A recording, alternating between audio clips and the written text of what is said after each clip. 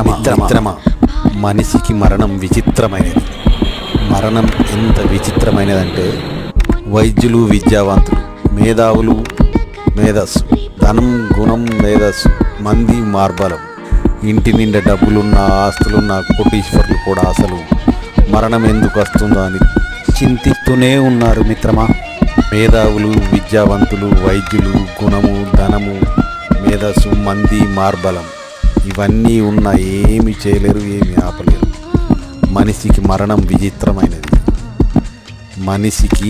విచిత్రమైనది. ఇంటి నిండా డబ్బు ఉన్న ఆస్తులున్న కోటీశ్వరులు కూడా అసలు మరణం ఎందుకు వస్తుందో అని ఇంకా సంపాదించాలనే దురాశతో. సంపాదించాల్సింది ధనము గుణము కాదు, మంచి పేరు మిత్రమా.